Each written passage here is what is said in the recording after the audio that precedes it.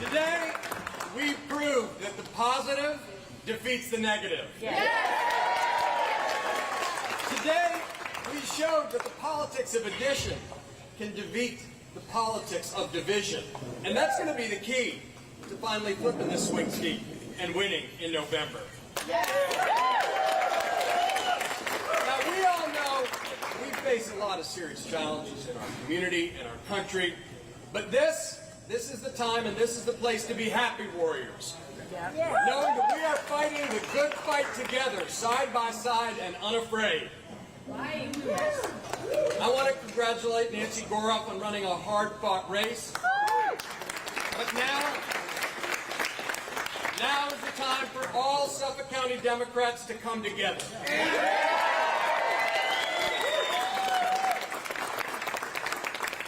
We need to unite so we can fire up the base, and then, because Democrats are in fact the last big tent party that believes in bipartisanship, Yes. we need to reach out with clarity and confidence and get the real business going of winning this election and winning back Congress.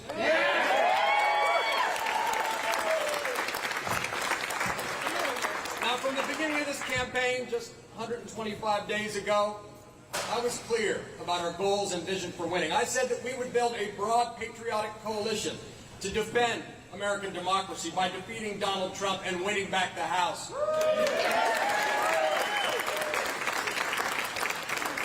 there are a lot of anxieties and emotions hanging around this election, but we know that action is the best antidote to anxiety, right?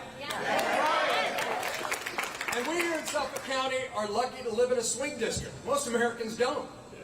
That's the problem, right? That's what's led to all this poisonous hyper-partisanship that frustrates so many of us. But here, we can do something about it. We can be the change we want to see. Because winning in a swing district requires the politics of addition and not division. It requires reaching out and bringing people together. And that's what we've done to date, even in this Democratic primary, bringing together leaders like the New Democrat Coalition in Congress, leaders like Tom Suozzi and Greg Meeks, as well as labor leaders like the Hardworking Teachers Union. I want to thank them. And the heroic healthcare workers of 1199 SEIU. I need to thank everyone who worked their hearts out in this campaign, and I'm surrounded by them and my friends and fellow comrades in arms. This is our victory. This is your victory. Brian, Serena, Kyle, Shyla, Patrick. I want to thank Joe Trippi, Alex Shashlow, John Lapp, Katie Moore, Matt Ray, Eric Koch, and all the volunteers and interns who walked on the doors and walked the long miles to spread the word and gave us a sense that this day would be what it seems. The leaders of the Democratic town committees of Southampton and East Hampton, Southold and Riverhead, Huntington, Smithtown, Brookhaven, Steve Malone, Jim Bishop, Steve Israel, so many others. And now we're just beginning the work of bringing people together in the next stage of the campaign, because the real work, you all know, it starts right now. You can feel it in this room. The Democratic base is fired up and ready to go this fall, but we've got to do more. We've got to reach out to independent voters. And the good news is there are more independent voters here in New York 1 than any other district in our state. We need to reach out. We need to reach out to voters on the center right.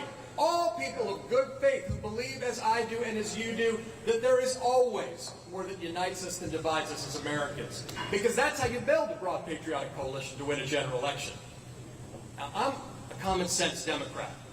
I would say center-left is between the head and the heart. But common sense, the term gets thrown around a lot, gets abused a bit, so I want to define our terms. We common sense Democrats, Suffolk County Democrats, we're liberal patriots and pragmatic problem solvers.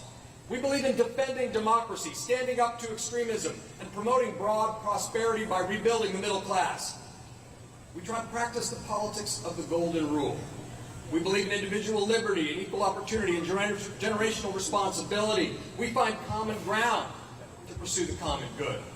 That's just common sense. That's what most Americans want, right? Reasoning together over a common set of facts to solve the common problems we face. It shouldn't be too hard. And yet, Washington has not been setting the best example. But we know that together, we can address the affordability crisis by finally restoring the state and local tax deduction. We can expand the child tax credit. We can cut childhood poverty in half in 1 year, and we can bring it back. We can protect reproductive rights and freedoms for the underserved, and we will. We'll pass the Women's Health Protection Act. We'll combat climate change, pass comprehensive immigration reform. We can strengthen American democracy for the 21st century, because that's what we need to do. But to do that, Democrats need to play offense on the issue people care about. And that means flipping the script on Republicans, like Nick LaLota. These keyboard warriors who talk tough about law and order, but back a candidate who's a convicted criminal who wants to pardon people who attack the U.S. Capitol on his behalf. I mean, these folks literally were voting to defund the police, trying to cut the FBI by more than $400 million, cut the COPS program, which supports local law enforcement. We're not going to let them pretend to be the party that takes immigration reform seriously either. Because when the Senate delivered the toughest bipartisan border security bill anyone had ever seen, they said no. Trump pulled the plug, and Nick LaLota took the knee. They revealed what we all knew. They want to fear-monger off immigration. They want to fundraise off those fears, but they don't want to fix it. And that's a firing offense. And I'm not going to let Nick LaLota play the same old game we've seen here on Long Island and Suffolk County, pretending to be moderate at home and then voting MAGA in Washington. I'm not going to let folks forget that he celebrated the overturning of Roe v. Wade and then said states should go even farther. I'm not going to let him forget that the Republican study committee that he's a part of just endorsed a bill that would try to ban IVF. There's nothing remotely common sense or compassionate about that. Go get him! That's right. We know the good fights that are ahead. We know that we can achieve them together by reaching out and reasoning together. But I want to close tonight with this. I've always believed that politics is history in the present tense, and that this is our chance to write a new chapter of the American story. Amen. My grandparents were immigrants, and they taught me never to take the blessings of American democracy for granted. Some of you know I write history books on the side because everyone needs a hobby. And look, I believe that the cause of defending American liberty and democracy is as honorable as winning it in the first place. Different generations are called on to rise to the challenge of their times. My grandfather fought in the Second World War when many people thought that autocracies might overwhelm democracies. Well, those cynics were wrong then, and they're wrong now.